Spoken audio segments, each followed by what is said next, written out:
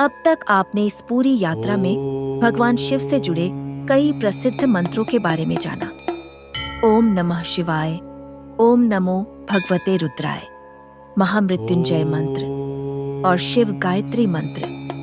लेकिन अब सबसे महत्वपूर्ण सवाल सामने आता है, क्या सच में कोई मंत्र हमारी बंद किस्मत के दरवाजे खोल सकता है, या फिर मंत्र हमें वह शक्ति देता है जिससे हम अपने बंद दरवाजों को खोलने का साहस स्वयं जुटा पाते हैं? शायद यही इस पूरी यात्रा का सबसे गहरा रहस्य है।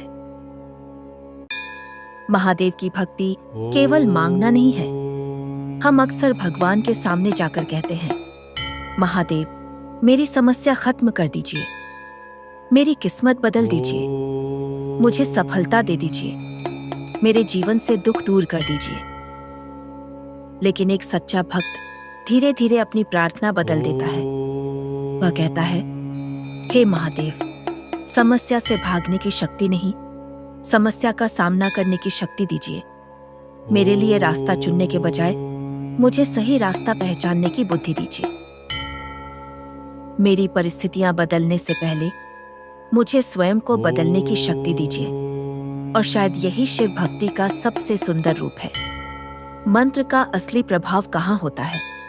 जब आप कहते हैं एयूएम नमः शिवाय, तो केवल भगवान शिव का नाम नहीं लेते, आप अपने भीतर के अहंकार को झुकाने का अभ्यास करते हैं। जब आप कहते हैं ओम नमो भगवते रुद्राय, तो आप परिवर्तन को स्वीकार करने की शक्ति मांगते हैं।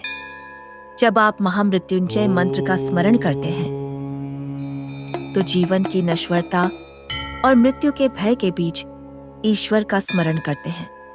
और जब आप ऑप्टिवसे में शिव गायत्री मंत्र का जाप करते हैं, तो अपनी बुद्धि को सही दिशा देने की प्रार्थना करते हैं। इसलिए इन मंत्रों को केवल इच्छा पूरी करने का साधन समझना इनके आध्यात्मिक संदेश को बहुत छोटा कर देना होगा। आपकी किस्मत कब बदलती है? कभी आपने गौर किया है, एक ही परिस्थिति में दो लोग खड़े होते हैं।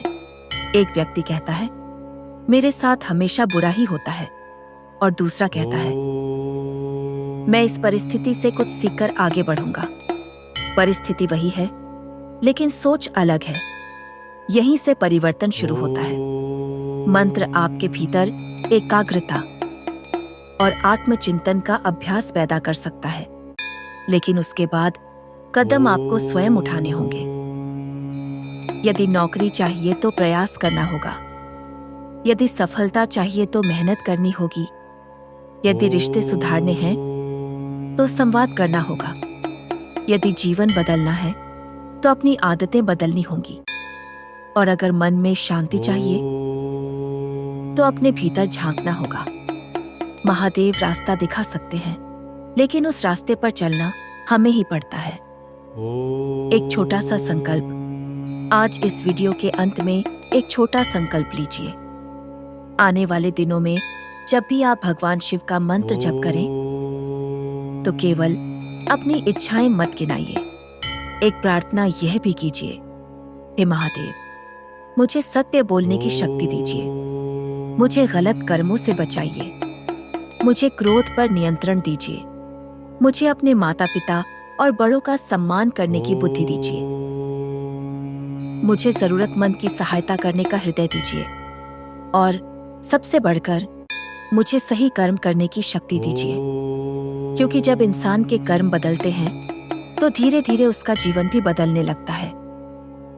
अगर आज आपका मन परेशान है, अगर इस समय आपके जीवन में कोई ऐसी समस्या है जिसे देखकर आपको लगता है कि रास्ता बंद हो चुका है, तो एक बात याद रखिए, रास्ता बंद होना और यात्रा समाप्त होना एक बात नहीं है।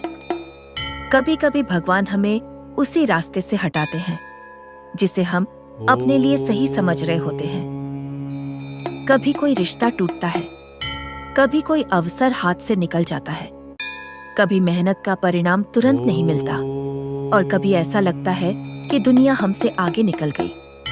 लेकिन महादेव की भक्ति हमें एक बात सिखाती है, धैर्य रखो। आज जो समझ नहीं आ रहा, हो सकता है कल वही तुम्हारे जीवन की सबसे बड़ी सीख बन जाए। अब आंखें बंद कीजिए। कुछ क्षण के लिए अपने मन को शांत कीजिए। अपनी सारी चिंताओं को कुछ देर के लिए किनारे रख दीजिए और मन ही मन भगवान शिव को स्मरण कीजिए। फिर धीरे से बोलिए ओम नमः शिवाय एक बार, फिर ओम नमः शिवाय और तीसरी बार पूरे विश्वास के साथ ओम नमः शिवाय। अब मन में कहिए, हे महादेव, मेरे जीवन में जो मेरे लिए उचित है उसे स्वीकार करने की बुद्धि दीजिए। जो मेरे लिए गलत है उससे दूर रहने की शक्ति दीजिए और जो सही है उसके लिए मेहनत करने का साहस दीजिए। हर हर महादेव। अब आपकी बारी है।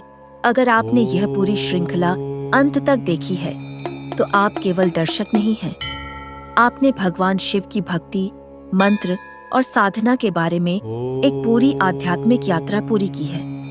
अब कमेंट में केवल एक शब्द लिखिए, हर हर महादेव।